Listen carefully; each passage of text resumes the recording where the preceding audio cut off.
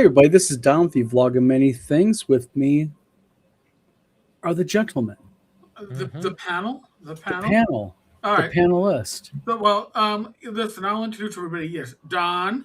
That is, what's his name? Oh, Rob. Right, that's it. Then this way, if I have to keep engaged, is Steve. And then holding the weight of the in the role of Jim Kitchen, if you were watching on Wednesday, Len Hallstrom has the weight of the show on his shoulders. Hiya, folks. Please buy my book. Buy his book, damn it. Buy his book. I got that out of the way right away. And then we have Erik Tenkar from Tenkar's Tavern. Oh, yeah. That guy. And tonight we're going to be talking to Rob Conley about his new game called Into the Majestic Fantasy Realms, The Northern Marches. We're here. That's right. And by the way, just to let everybody know, welcome to the show, everybody. Rob is having a sale on this for the first 20 people only. So if you want a copy, almost 25% off, you can get the maps. There's two products. There's the book and the map. This is 25% off the print maps. Okay, the print maps. Right. The print maps are normally $19.99. You can get these for. You can get the print map for $14.99. $14.99. So Rob has graciously, basically given the freaking dog food away with the dog food dish. Yeah. Yep, and for that $15, you'll get this. This. And excuse me, I'm trying to get this thing. I'll let you enlarge it. Wow. I am increasing the size. Here we go. Now people can see this. And this. But it just doesn't stop with these referee maps. You get this fifth map that combines the four corners of the map, because I know it's been a complaint over the years that you get this multi-map set, but the interesting adventure area is in the corner of all them. But now I have a fifth map there, and then we start with the player maps. So basically, the link is down below. I just clicked it again. Again, if you want to save $5 on this thing, you can go do this. And we're going to try this again. Hold on. Let me click on him. All right. Hello. There he is. Yep. All right. So basically, Rob, $14.99 binder. Can't beat that price for the thing. So. And this is, and there's, I also included, now I don't have the details in the guidebook. That's for a later project, but I had these maps done, so I decided to throw them. So for that money, you're going to get 18 poster maps, 12 by 18 from DriveThruRPG, and they ship them flat. And so basically, and think about this, you're getting how many maps for $15? Yep. How many, Rob? 18. 18 12 by 18 maps for $15. Yep. And this is what you get for drive-through. You can see that's like a really good price. I'm sorry, that's just like a good price. The shipping's a little harsh, but it's still cheaper than buying 18 posters from any other site on the internet. So believe me, I tried looking in Europe and stuff. And yep. And DanTesch has a question for you, Rob. He says, Rob Conley, I'm only seeing the standard color hardcover on DriveThruRPG. The premium color isn't an option. I apologize. I just tried to toggle it and it's not letting me, so I have to get with DriveThru on that. Actually, I can answer the question already for you. DriveThruRPG currently goes through Lightning Source. Okay? Right now, Lightning Source has had sporadic problems getting the better paper quality and the inks needed to do the high end. So it is a hit and miss depending on how you want to print. As an example, Dan, you could potentially go there 2 hours from now and it'd be available. It's a hit and miss with them right now. So yeah, well, it's not letting me toggle in the publisher's interface. Yeah, it might not be available then now. So I got to figure that out. Mayor Trumpet says gifted 1 membership level, the Tavern Minions. By the way, I think that puts us at like 360 16 members on the Tavern. So if you're watching on the Tavern, the live stream should be ad free. As long as we keep over 275, they will all remain ad free. Oh, I'm working on more members, more goodies. and Scott Mulder asks a very good question.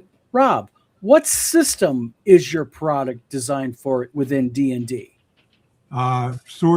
It's my Majestic Fantasy RPG, which is also 100% compatible with Swords and Wizardry.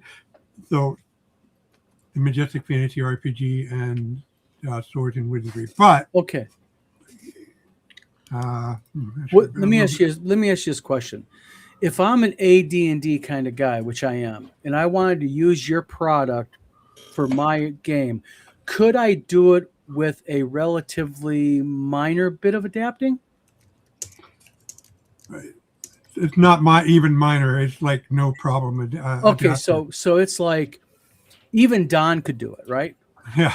Okay, so it's that dumbed down of a system that even I can handle it. Well, And I don't mean that negatively. I mean that in a very positive way. Because to me, the dumber the system means the easier it is that Don can learn it. Trust me, my wife says it all the time. Love you, honey. No? Okay. Sorry, Steve. Didn't mean to call you honey in front of everybody. let me get to a good page to show you. Nobody likes my jokes tonight. I'm sorry, Let's see how this shit's going to happen. You know, Wah, wah, wah. Wah, wah, wah. Hey, he's back. And he'll be gone in a second. Wait a minute. We got more people coming in live. That's what I Holy know. cow. So if you would, I have shared my screen so you can see what the deal is on the Wait, stat. add it. Hold on, I gotta find it. I can't find the dang. Okay, evidently, Mr. Can I say something real quick online here, Steve? Will you do me a favor? Can me and you lasso Mr. Verald and see what's going on with this computer sometime, maybe tomorrow or something if Tom has time? Sure. Okay, we need to do that. That looks pretty. I like that. That's actually pretty old school quality right Yeah. there. So as you can see, I will list the class and level, and for creatures, I list the hit dice. So use the AD&D purple worm, the OSE purple worm, the Swords and Wizardry purple worm. It doesn't matter. They're all within the same ballpark, so it will work. And as for the Majestic Fantasy specific stuff, I have the beginning here. I have assumptions. Yep. I list all my particular things like money, how I do money because I use silver, Viz, some of the important details of the Majestic Fantasy RPG. But I also give what I think about levels, and along with what each of the custom class, how you handle it in other systems. Gotcha. So, well, what I find is what I find so interesting about your system is not only is your system, I mean, it looks good. It looks good, but also I have purchased some of your products before, and they actually really are easy to learn on the fly. So I don't have to buy your product and like read it a whole bunch to understand it. I can literally play it while I go. You're that well of a game writer on this. well, thanks for that. I appreciate the feedback, and thank you, because that is what I'm aiming for when I write these things. Yeah. I really try to take my experience refereeing and make it something I want to use at the table. And in fact, I do use it at the table. I don't print it out in a nice binder, but that's what I use. Hold on I have one my second. mini binders and Hold on all one second, Rob. I'm trying to get this situation. Here we go. Sorry. Okay, go ahead. I You're have fine. my mini binder. Stop sharing my screen there. Doug says, Don, you have room on the screen to enlarge the comments even more. Yes, I do. Let me real quickly try that. My apologies. Make it big. How was that? There you go. Yeah, zoom it in a little bit too. did before. My boy Glenn is presenting. Hey, Is he Matt. talking Hey, about Bad the Mike. Crown Royal hat? Is that it? Is that what he's talking about? Probably. Or the cracks Bad of Mike, how are you? my head, I don't know. Bad Mike is gearing up for the big convention getting ready to happen. He certainly is. Yes, and there will be at least 10 copies there for sale at North Texas Con. Very good. Nice. DM Bloodworth, how you doing? Yes, Thank you, DM Bloodthirst, for the You guys compliment. go your and map roll. is just freaking. Your mapping is just so well done. I mean, just overall, just. Well, I guess I should show that, huh? done. Show that off. Sparky says all shipping is getting rough. You know what? It is, guys, and it's just not. It's across the board. Prices are going up, and I think it's just the sign of the times. It's just prices go up, so they raise them this high. So when they do lower them a little bit, you think you're getting a deal. Mhm. Yes, Thank Age you, of Adventure. Awesome to see Glenn. Yes. Thank Gillen you. Live, how you doing? Thank you. Doug Pearson asked Rob, where did you get that map folder at? Oh, I got it on Amazon. I'll give you the link you. so you can. And post then it. real quick, Nathaniel Jones says, do the maps include a PDF? Okay, so because of drive-through card is not the same as drive-through RPG, you have to. Well, they allow you to make it on one order now, but they're shipped from two separate spots, so they have to be two separate products. The guidebook comes with the map PDFs. Okay, you don't pay extra for the PDF with the guidebook, but the map product is just the print maps alone. There's no Yes, PDF. And I have Yeah. to defend Rob on something. DanTesch mentions that shipping is $16 alone. There's a reason why it's more than you probably would expect, is because number one, they're 12 by 18 maps and they're being flat shipped. Yeah. So the way U.S. Postal Service does their pricing is that even though it's like not even a quarter-inch thick, it is 12 by 18. So they do 12 by 18 and they consider it like that. So, but still, come on, guys, for what, 16, 18 maps, 12 by 18 full color? That's a steal still. Yes, it is. Yeah, and just head over to my Kickstarter and see the comments by my backers if you want to see the quality of get a third party's opinion on Yes. the quality of the map. Doug, that's about as big as I'm going to be able to get okay without kind of making all of us look like a postage stamp. So That looks good. I think so.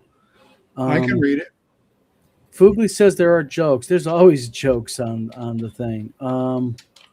Don, say goodnight, Gracie. Good night, Gracie. Happy? I can do that. Oh, Oh, no. Was this some kind of snarky thing? I thought it was being funny and joking back. No? Never mind. It's okay. I can say Majestic Fantasy is better than Burrows and Borderlands in every way. Ooh, DM Bloodworth. wow. We'll try this again one more time. If not, we've got to get you sorted, Mr. Veralt. Okay, so let's see if we can keep him in line. Tom, say hi. Hello. Okay, we got Tom for now.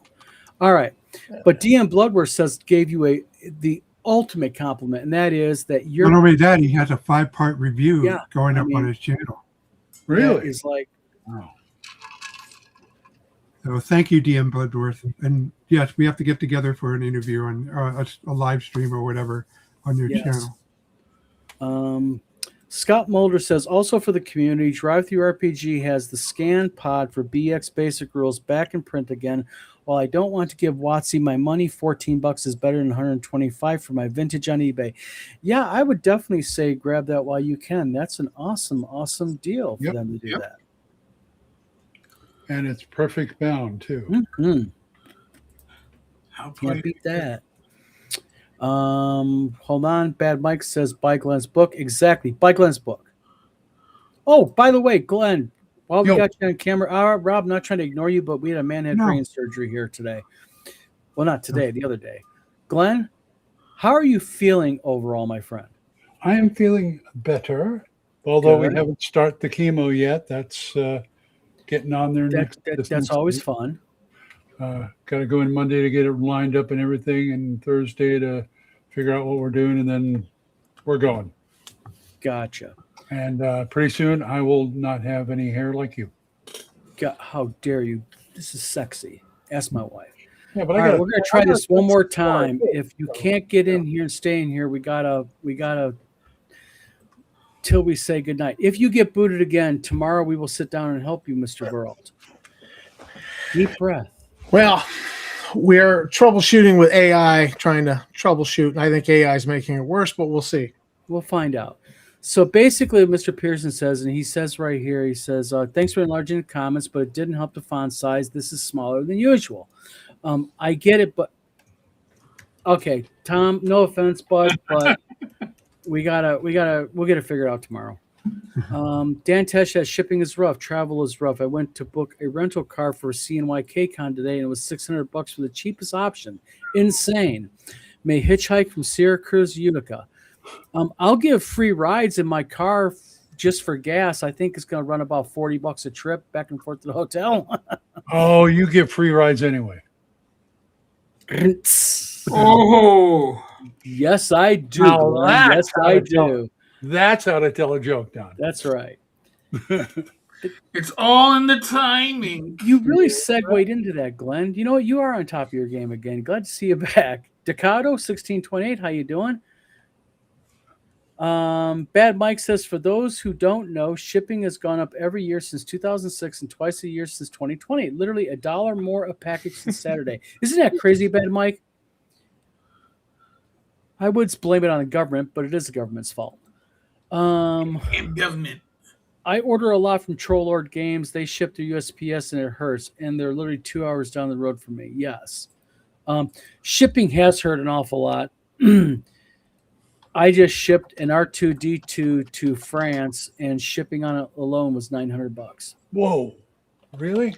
Yep, for an R2D2, full-size R2D2. Yep. Oh, He had no problem paying it. I wish I was rich as he was. Might have been cheaper to send him coach. Tell you what, better cheaper me just sit there and send it Wrap to them in the airplane, seat but and don't go. take it. Yeah. DanTesch says it's flat pack. It's more expensive. Yes. Dylan Duhan says, sorry, just joining. Where can we see the maps? I am going to put that link right down below. There you go. That is the link directly to his sale page. And Rob, how many are left, if I may ask? Real quick. Does the guidebook come with 18. PDF? Yes, the guidebook is where you get the PDF. See, it's an all-around good deal. Buy Rob's book. Buy Rob's book, everybody. And Cash, here's where grass, you, or no one rides for free. I ain't paying those kind of shipping rates. That's right. So, Rob, just a couple questions real quick I have to ask. Sure. Now, you were at Page, and you were on a panel with Kelsey Dion of Shadow Dark fame. Yep. It was an excellent. Gotta panel. ask. I have never met the lady. From everything I've heard from her, everybody who's ever met her really talks highly of her. What is your impression of her? Tell me a little bit about meeting her.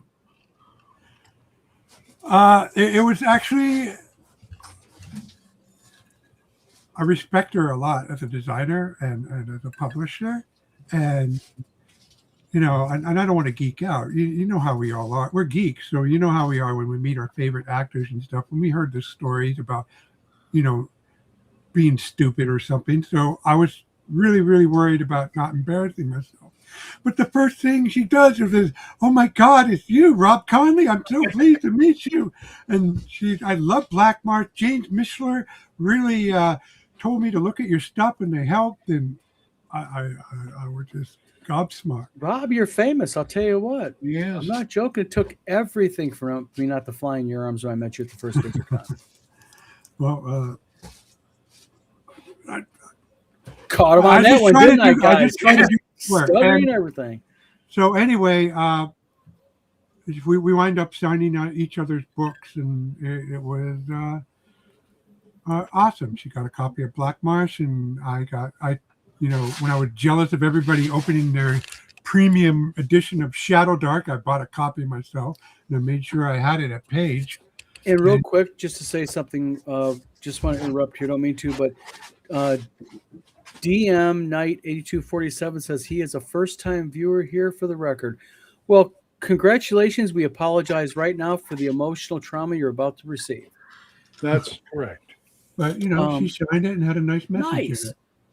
And But that's the thing about her, though, is I have not, you know what? I have not heard one person be negative about her. Everybody says the same damn thing. She is just a genuinely nice person. well, if there was ever an example of an 18 charisma, it would be Kelsey. I mean, it's just not. So everybody kinda thinks like- charisma is about the looks. No, it's the personality too. And Yeah, I mean, like, look at me. Kelsey, I have it all the way across the board, looks and personality, right, guys? yeah, but you get deducted a point for being self-promoting. So there you True, go. that's true. Dang it. Okay. Damn, I hate it when I roll those single digits. Anyway, the panel was awesome, and Good. I don't want to feel like I'm bragging, but I got an ovation for what I said in the opening statement. They asked what was the OSR was, and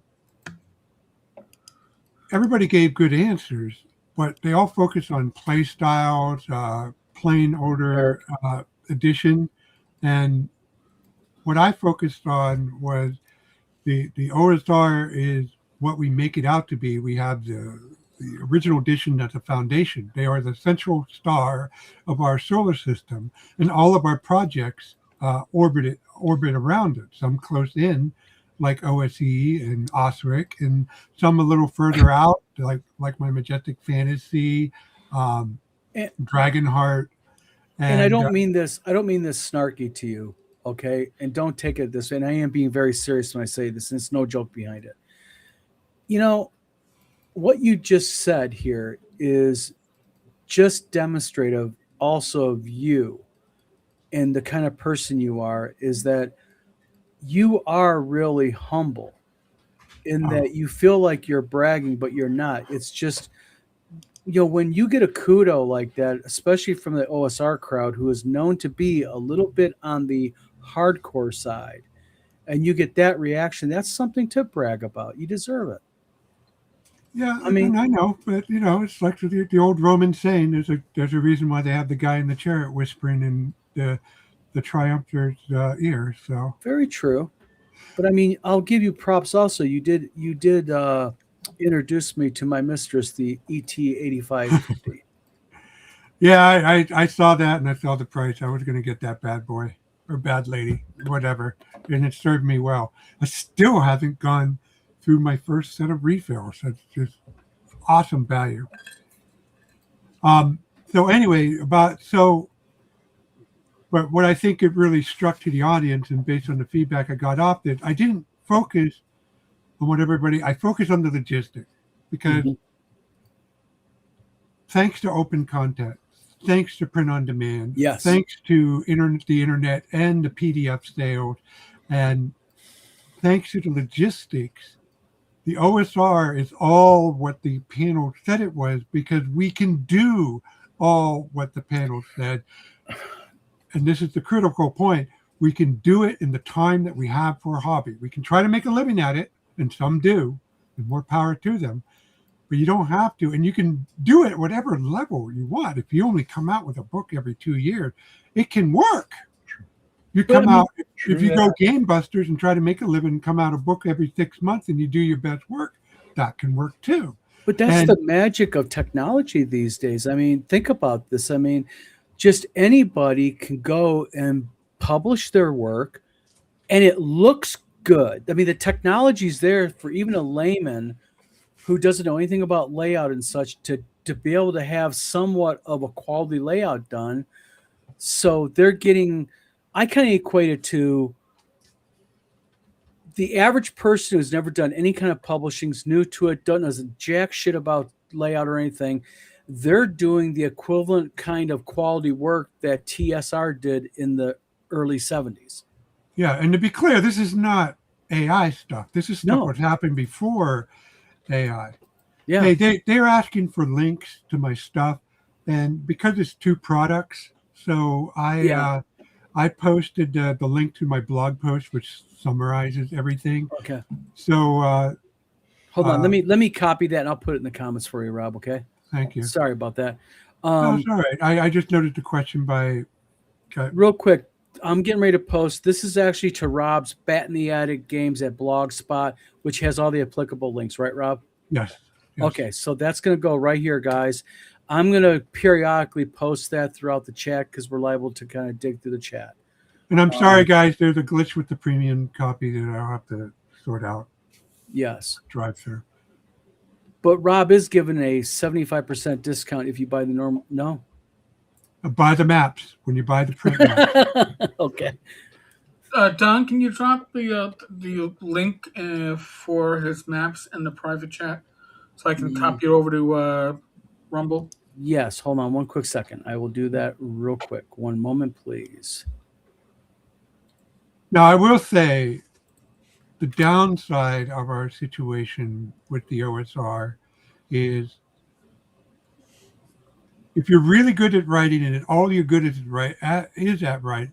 writing, unlike the old market of the 80s, 70s, 80s, and 90s, part of the 90s, you're going to be at a disadvantage because today's setup really rewards the person who's good at one or two things and is competent at the other things.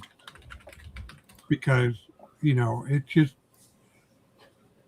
it's easy enough to make it's not hard to make a profit. It's hard to make enough of a profit to pay people as you would a salary employee to make it worth their while.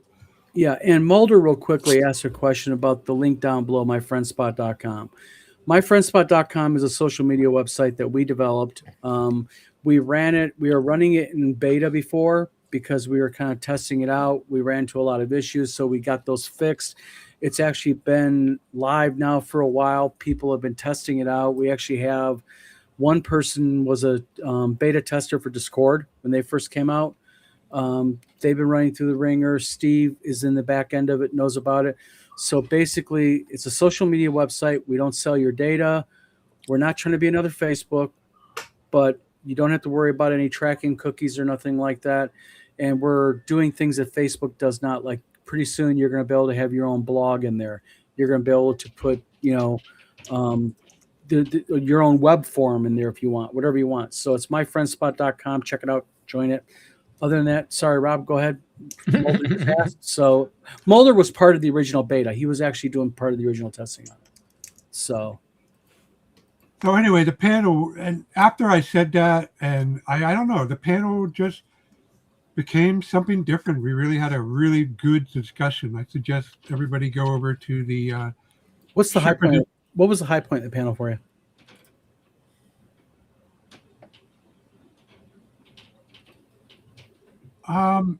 I guess it's when we started talking about, what can we do to participate in the OSR. We not just like theoretical stuff, but the practical things that we all done, heard of, the stories of getting stuff out and how people, that was really the highlight, because that really, I think people in the audience could hear it for themselves and start thinking about their own ideas. Gotcha. Now, let me ask you a question, Rob. This show's about you, naturally. Okay. No, I mean, I really want this about you. So let me ask you a question. What are some of your projects coming up? Anything new on the horizon? Anything you got coming up pretty soon? The pretty soon will be the second edition of Scourge of the Demon Wolf, my sandbox and what adventure. Is that?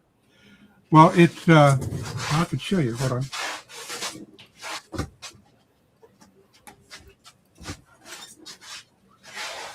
So this is the original. It was set in the Majestic Waterland, which I no longer have a license to. So I have to revamp this.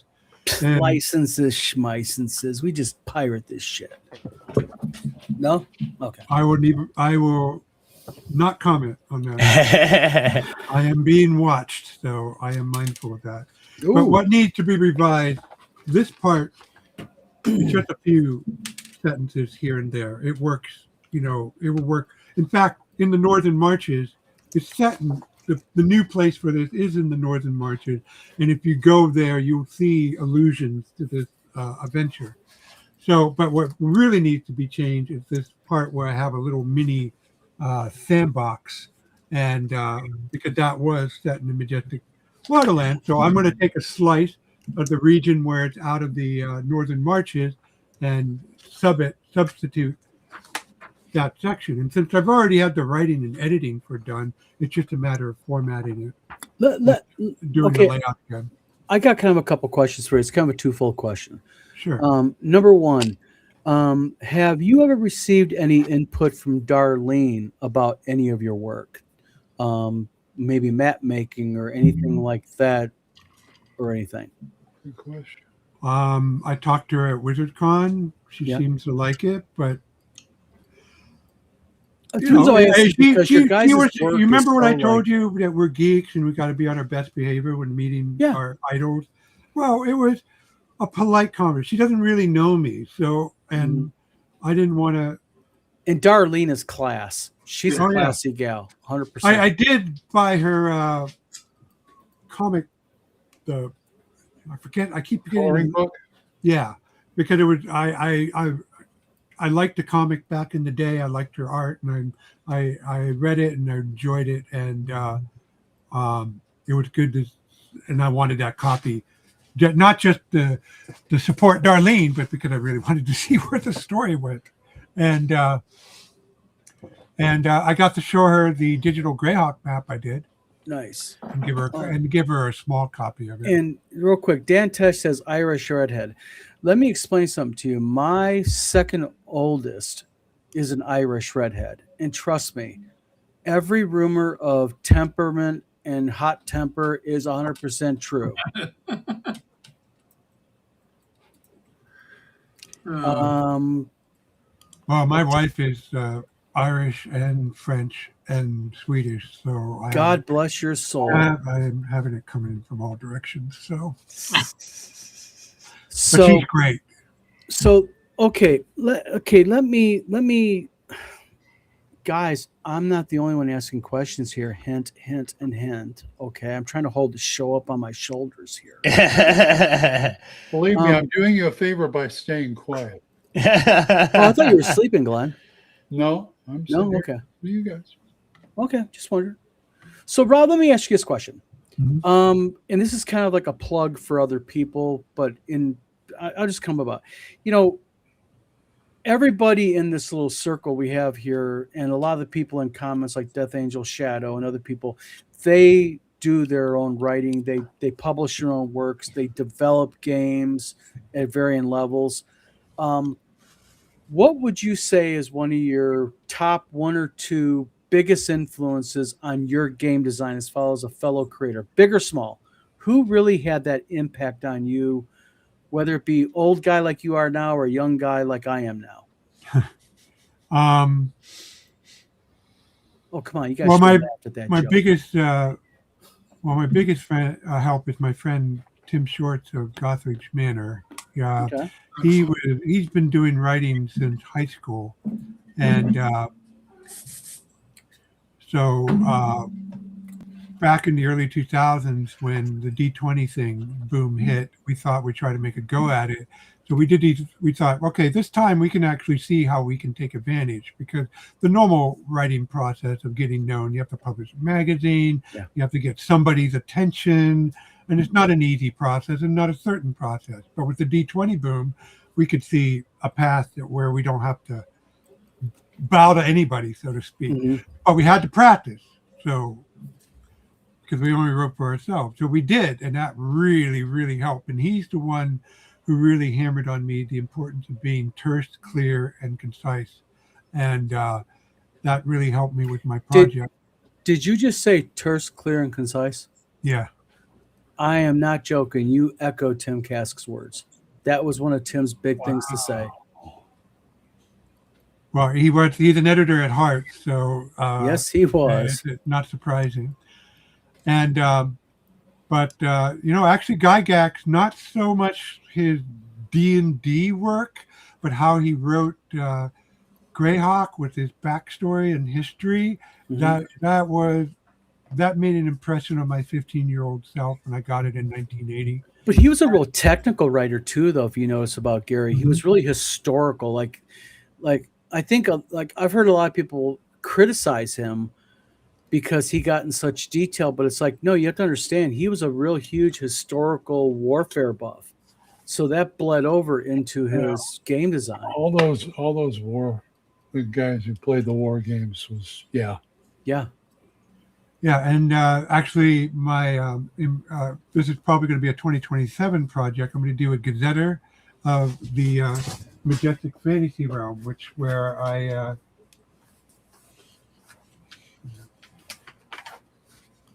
where is it? Out here. And also, just to let you know, I know that because I picked mine up, you can get these portfolio packs. It looks almost like what you have, Rob, at Hobby Lobby for like $25. They're like a multi-clear spread. Yeah, so it's going to expand this map into a gray, but I'm using the format of the Greyhawk Folio, which I have right there. I am going to build on that. Now, Gotcha. The main difference is, and I'm not going to say this is a fault of Gygax because he was one of the pioneers, but one of my adages to design is the only details that matter are those that inform how you roleplay a creature or a character. And history can do that, but not all history works equal in that regard. So when I write my version of the Gazetter, I'll have some King's List and stuff like that because it's just what I like to do. The bulk of it is going to be stuff that somebody read, oh, so that's how I roleplay a character from Alba or the Grand Kingdom or the Ochre Empire or Eastgate. Okay, well, let's go a little bit of the weeds here. And guys, you can help me anytime. Oh, you're doing fine, man. Yeah, you're Okay. doing great, man. Oh, yeah, gold star for you. I guess I'm going to kind of go off in the weeds here a little bit because some of these are going to be low and expected. But okay, D&D Dungeons and Dragons. Obviously, you played the game a few times. That's fairly obvious.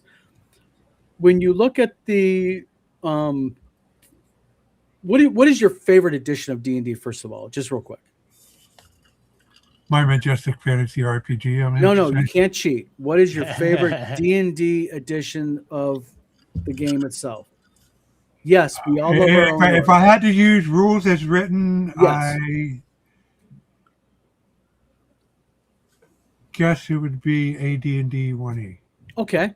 Now, in AD&D 1E, let me ask you this kind of a couple of different questions. Number one, what is your favorite race in AD&D?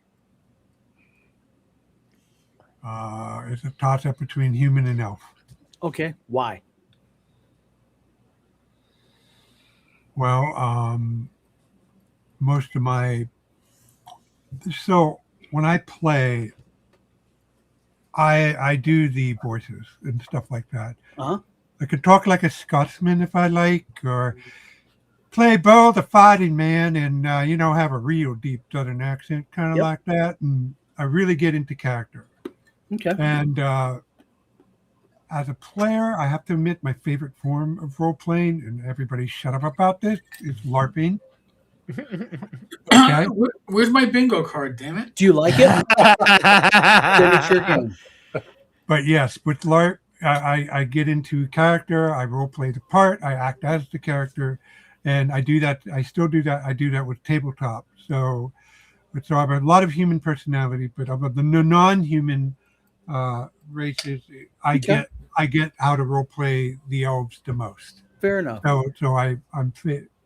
That is my second favorite, or equally favorite race. Yeah, and there's nothing wrong with doing that. I mean, I do the same thing when I'm writing my novels. I'm over there literally role playing the character as I'm writing it, so that I make sure I get the personality and everything correct all the way through it. Yeah, I get into my character's head when I'm writing. Even the assholes that don't like to, but you have to in order to make him a worthy antagonist. You got to have a strong villain. Yep. Yeah. Now, my question regarding villains. Thank you, Glenn, for touching it. Sure. I mean, not literally, but touching it. I washed. As far as villains go, Rob, what is your idea in RPGs in general? And you can even tie into your own game here on this one. What is, in your opinion, what makes the ideal villain? What is the flour, butter, and sugar of making a great villain in a game? Well, a great villain is one who has understandable motivations, but nevertheless their execution is evil and detrimental to those around them. For example, I have a good example, and I know from my setting, it's the Church of Sarath. So my metaphysics, Yes. to keep it simple, the only true evil, the irredeemably evil bad guy that has no good side are the demons. Okay, even the evil gods have reasons to be, and the Church of Sarath is the perfect example of that. They fight demons. They just will not compromise in any way that fight. They expect everybody to obey, and if you do not obey, they will kill you because you are a detriment to their goal of keeping the world free from demons.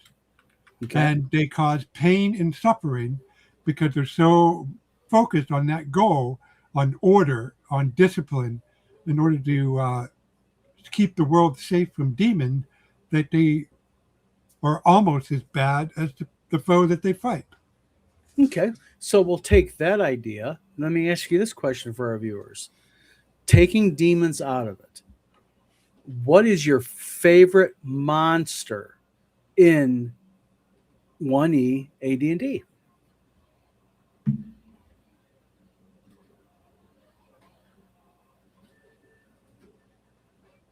Or do you have a particular favorite, or is it just too hard because it varies upon the project? Well, it's hard for me because whenever I make something, I try to really bring it. So the whole stick of my campaign, in a nutshell, is I want to leave the player feeling like they opened the door, like you read in Narnia, and stepped into the world. Nice. That's the end goal of all my techniques. Okay. And so whenever I pick a monster, whether it be an orc, a beholder, or a dragon, I try to bring it life in that sense, that they feel like a living, breathing part, something that would ought to exist if the metaphysics of the world actually was true. But see, that to me is what makes a really good DM, because as a player, I don't want Rob to go, oh, you see a floating orb with tentacles with eyeballs on. No, I want a more visceral experience from my DM. So, but Rob, I do have a favorite, and that's how I role play go dragon. ahead. What is it? So I have a cosmology of dragons, and which is that dragons don't perceive time like we do. They see time all at once. They know from the beginning and to the end how they live. But it's only relevant to themselves. Humans and dwarves and halflings and elves have free will. So the only way a dragon can change its future is by associating with a being that has free will. Because they cannot foresee the future a dragon can foresee its future, but it cannot foresee our future, because we have free will to choose our destiny. Yes. So if a dragon is not happy in their lot in life, the only way they can change it if they associate with one of us. But when they can see consequences. When a person does make a choice, they can see its consequence. So when I role play the dragon, it comes off very otherworldly as a player, and because I've done this for 40 freaking years, I've seen it all. I've seen pretty much all. While there's still room for surprise, it blows my mind. I can predict. So when I role play a dragon, I leverage that knowledge, and I will figure out what the most likely outcome of what Tim does, or what Dwayne does, or what Erik would do, and that's how it role play. And it winds up feeling, it may not be accurate, but it winds up feeling eerie. Well, speaking of, I guess I'm gonna throw a couple questions out there. Is this, Erik, AD&D 1E? What is your favorite monster? This is gonna sound silly, but I like goblins. Why? Because you know what? They're my favorite monster. No Okay, joke. I like goblins because although they are evil, I can easily have one of them be the abused runt of the litter, so to speak. So we've had it when I was running my. And you garner sympathy from the players too. You can pull out of it. He was basically, he became like a 0-level henchman for the party because he wasn't necessarily evil. But he was looking for more powerful creatures to keep him safe, and if they kept him safe, he was extremely loyal. And I like that. I like to be things that are a little bit off kilter, Yeah. but still plausible. Hi, So Grandma. I like goblins. They're Gotcha. good. All right, Steve. Dungeons and Dragons. What's your favorite monster? We're gonna go around the table here. Minotaur. Minotaur. Why? That's kind of. I'm not knocking it. I admit you threw me. Why the Minotaur? Because once you slay him, you get to cook him up for dinner. Minotaur was on the dinner table. Glenn. Well, I tend to favor the anything that will annoy the player characters or make them go, "What the?" Oh, you mean monks? Yeah, too. But Oh, I'm talking like Flunk? undead, Go on there. zombies, ghouls, things like that. And if I really want an annoying monster in the dungeon, it's those. Once again, I can't think of the damn name of the monster. What's the Google fly out calls the them land, player start characters. drinking your blood. Now I can't. It'd be with that. Vampires? Sturges. Sturges, yes, Sure. Sturges, because Like little beaky little peckerworms. yeah, every dungeon I've been, we've had the players in there. Every time you see a nest up there, that's the first thing they think of, and then they start going like this. I had a friend who liked grolls that came down from the ceiling because he says no player characters ever look up, That's true. and so he's always attacking them with them.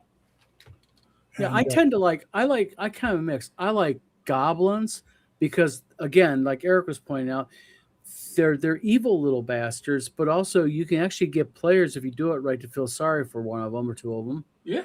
I like goblins. I'm more of the classic. I like orcs. I like speaking like Smeagol. I like orcs and ogres and trolls, Right. zombies, kobolds. And you know what's a nice thing about that? What's you can that? give them. You can either make them grunts or give them personality, depending Yes. on what it is. Yes. As a matter of fact, in the RPG I'm wrapping up now, it used to be called Open Worlds. It's now called Zonk in honor of Tim. Mhm. Tim created a playable race called the Goblin, but it's different the way Tim rolls with them. And it's really, really fascinating.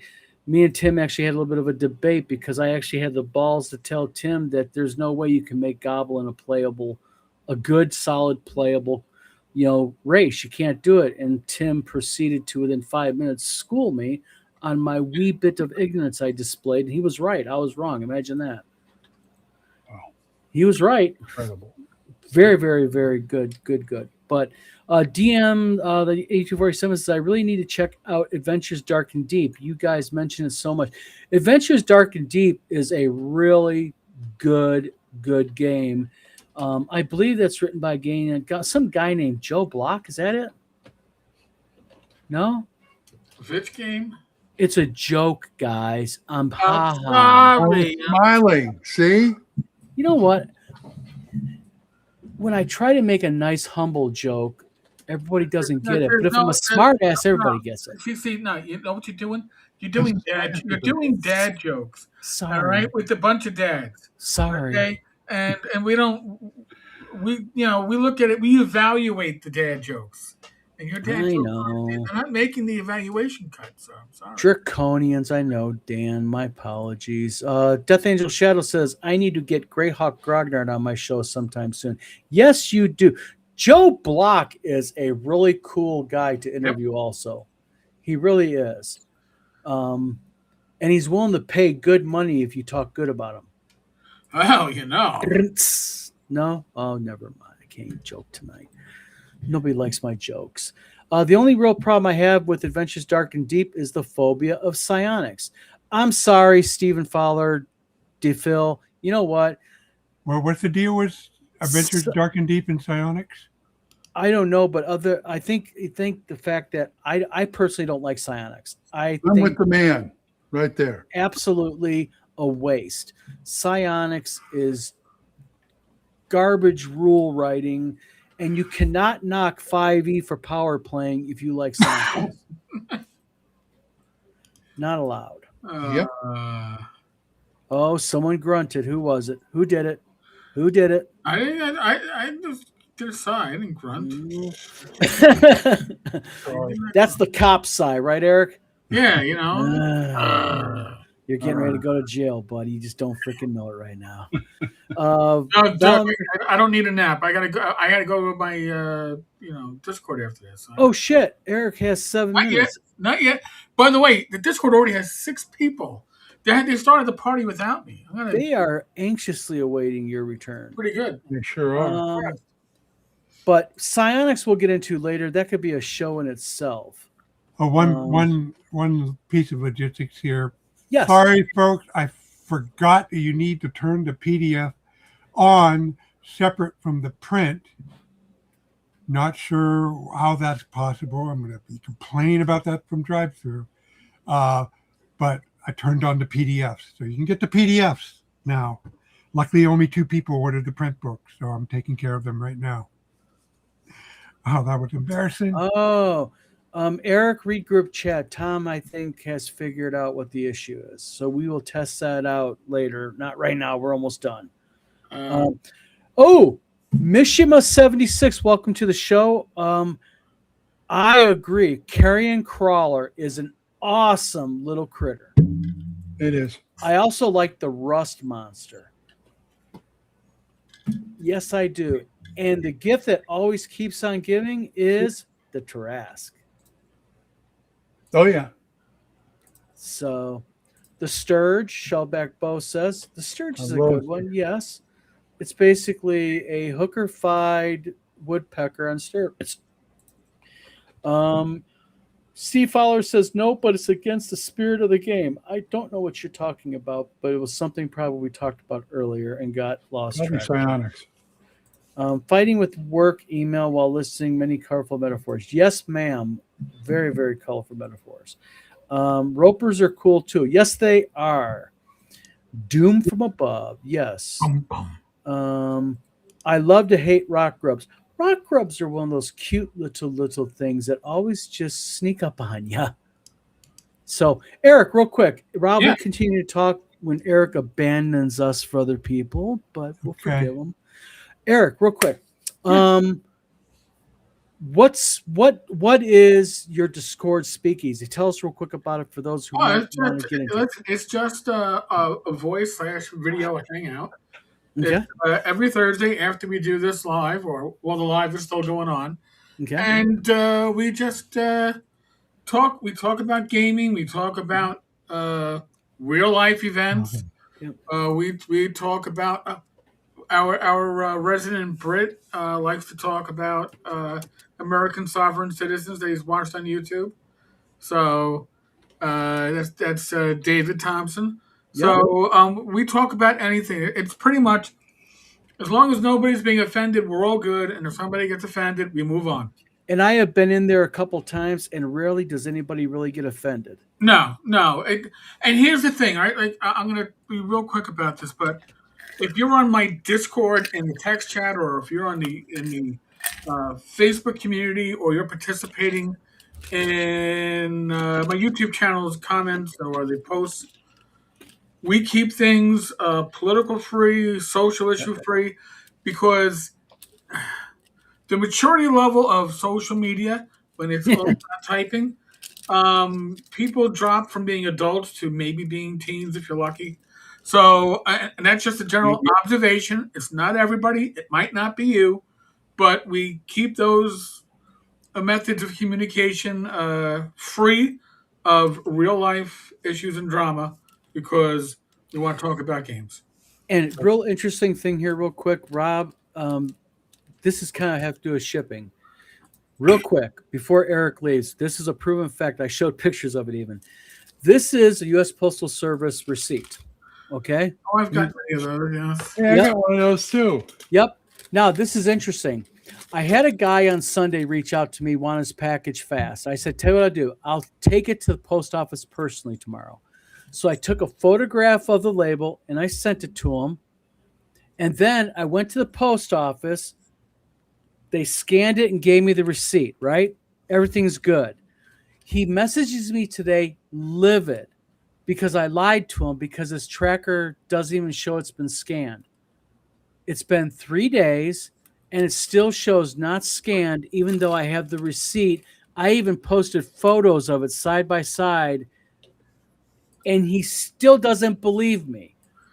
The postal service can suck, which is, and when I say can, I mean usually does. I will say my personal deliveries have gotten a lot better. I think we changed whoever was delivering Yes. because they were getting really bad, and you know, I don't get other people's mail as much as I used to at one point. But I got the receipt, Erik. This is the part that blows my brains out. Is I've literally got the receipt. Oh well. But Erik, by the way, thank you very much for coming on tonight. I really much thank you. appreciate it. Always fun. Thank you, Erik. Oh, Rob, come on! I've known you for years. I knew Rob before I knew Rob from the blogging days. Real quick, hold on one second. Tom, give me 1 minute. We'll bring you in. Let's You drop replace Erik me. first, It's like so there's less load. hold on. That I'm sounded gonna really I'm gonna bad. do the visual for you. Okay, There we go. Tapping in, tapping out. All right. Erik, good night. Tell everybody in the Discord I said hello. I will. Later. All right, we're gonna try Later, this one more time. Flounder's gone. Oh, wait a minute. This might work now. Tom took his hat off. That's what it was. The hat. Well, we're ChatGTP and the wife might have diagnosed it. If I drop in 5 seconds, then we know. Okay, so real quick, what is the problem, Tom, here with this? Well, according to ChatGTP, if when you send me the link, if I click on it once, So it kind of goes and it does this. Proves his point.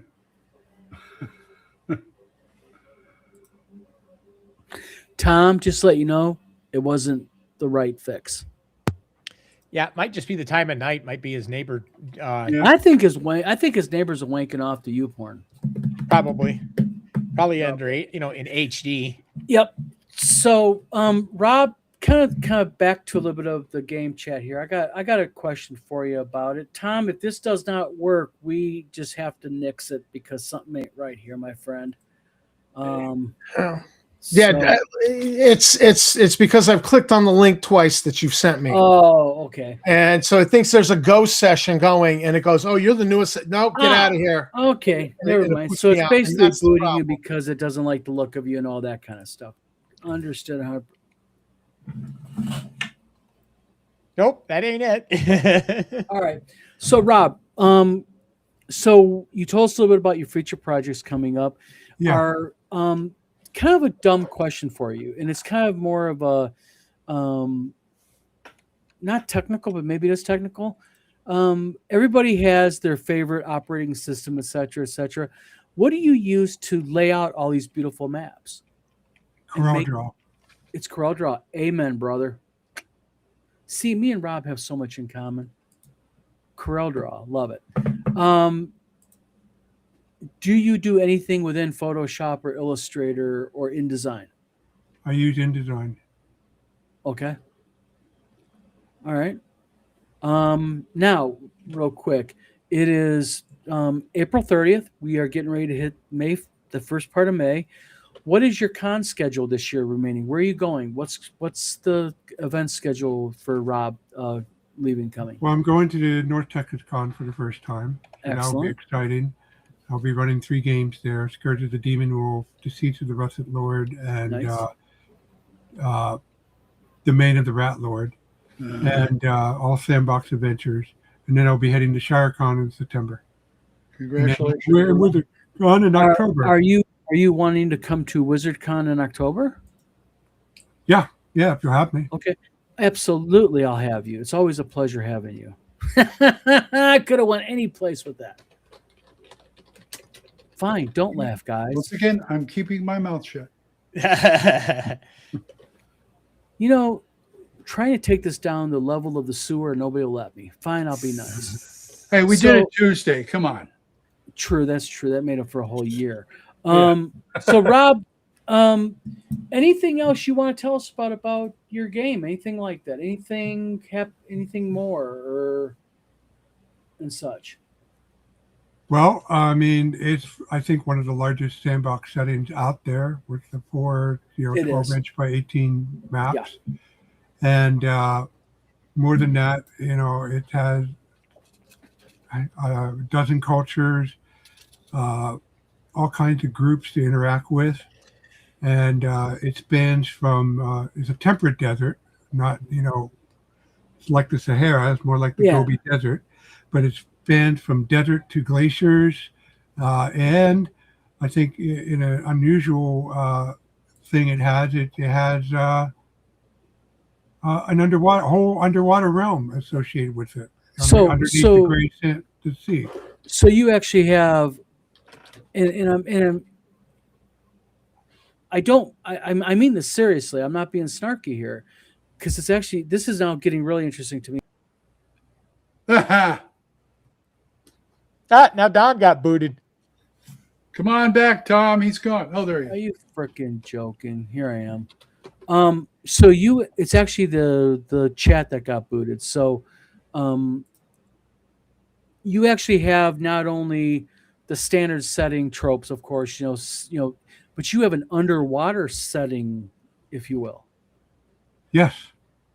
Tell us about it, a little bit about it. What it's unique. I mean, I've got to admit. What about it? Tell us a little bit about the setting. I mean, what's the lead into it? Is it mermaids? Is it some type of like elven, Okay, I'm going to make a confession right now, Dawn. Sure. I've been multitasking because people remember that you have to check the PDF digital files and not just your print files. Yes, you do. Luckily, they have customer numbers when they order stuff, so you can look at your order history, your sales, and you can now have to send all those people complimentary copies of the PDFs. But now it's actually showing up. So Okay. I was trying to talk to you, and I was in utter panic. No, you're fine. You're fine. Okay. Anyway, to the underwater setting. So, in the beginning of the book, one of the complaints I had with the Wild North, Black Marsh, Points of Light, that they wanted more of a summary to see how the different entries connected each other. Now, I got away with Black Marsh and Points of Light because the settings were just letter-sized map. So 16 pages, you read everything you needed to read, and most people can do 16 pages. Mm-hmm. This is not 16 pages. So I knew I had to up my game. So in the beginning, I have various summaries, including regional summaries. So for the underwater, what I have there are 2 merfolk realms. There's the Azure King and Neptar's Grotto. In addition, there are storm giants associated with the Aesir, Thor's group. These my Viking gods, and they are, and I probably mangled the pronunciation, Agir and Ran.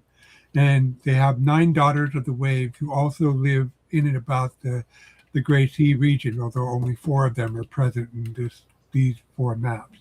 Okay. And but they live at the Hall of the Sea Father and Wave Mother. And the reason they live here is because their son is Snare the Snow Lord.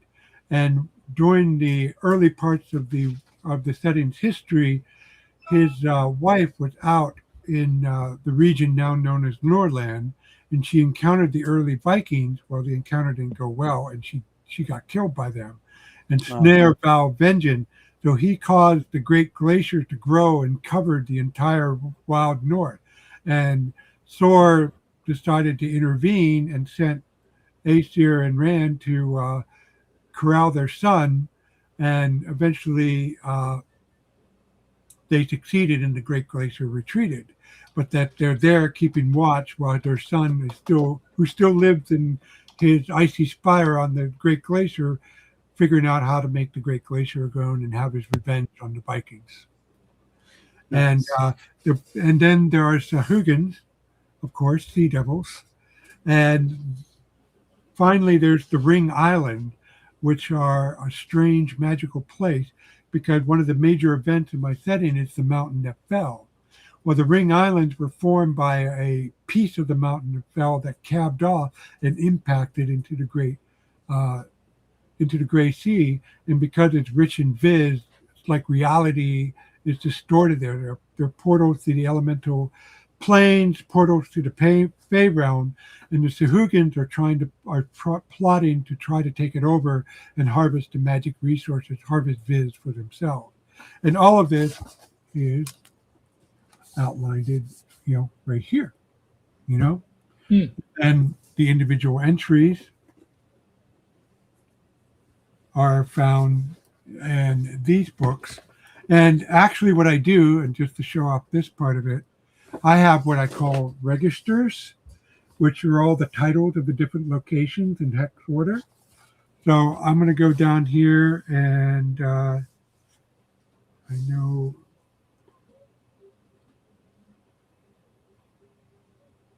where is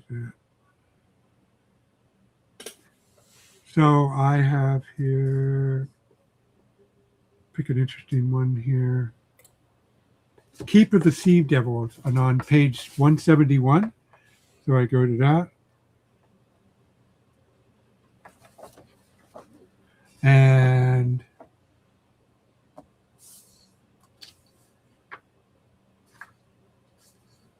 hidden in a dense forest of kelp lies the Kraken Lord's Keep, once an outpost of the Empire ruled by the Kraken Lord, see locale 1802. This is now the main refuge for the Hugin that survived the war with the Azrid King. No, real quick. Where are the Hugin? Hugin with the war with the Azrid King, see locale 0507 over a century ago. Prince Saharik rules over 221 Sahugins living at the keep and throughout the region. And I give the list of locations where there are other Sahugin. Currently, the prince seeks to reignite the war against the Azrid King. His plan to seize the Ring Tower with the help of the mage Saladik and use the Ring Tower's magical power to gain a decisive advantage in the war. And I list out all the Sahugins, important NPCs, their military force, and I threw in a note there, despite his public support, Baron Vorhus ceases in plot against Prince Saharik, angered by his family's loss of control over the keep he once ruled. He believes he has the support of Priestess Sahara, but she merely waiting for the right moment to betray the Baron's plan to the prince become High Priestess. Gotcha. Excellent. See, you're thorough. A lot of fun. You have a level of thoroughness about you, but what you do is you keep your thoroughness more compartmentalized. So, although it's a lot of information, but it's not, how do I want to put this? It's not overtly excessively burdensome to read. You don't need to read it all, but it's there if you want it. And I, in the back half of a short rules section to offer support, including underwater descents. Gotcha. Which Nice. is, so I collected all the underwater rules that are in Swords and Wizardry and in my Majestic Good deal. Fantasy, and I laid it out and added a few things, explained good. how travel works, explain what you can use for underwater mount, Yep. all the different ways you can breathe underwater.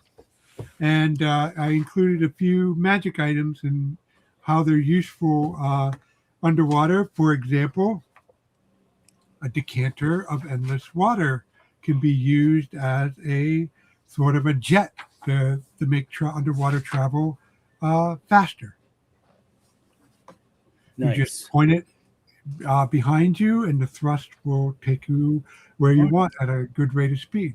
Oh, that's good. Awesome. thinking. Awesome. And then I also like the one the princess or whoever it was. She's in there kind of like, I'm just here for the loot drops. Now, Steve, real quick. I hope Rob, let me ask you a question. Sure. Lizards do not purse their lips in your world, I hope.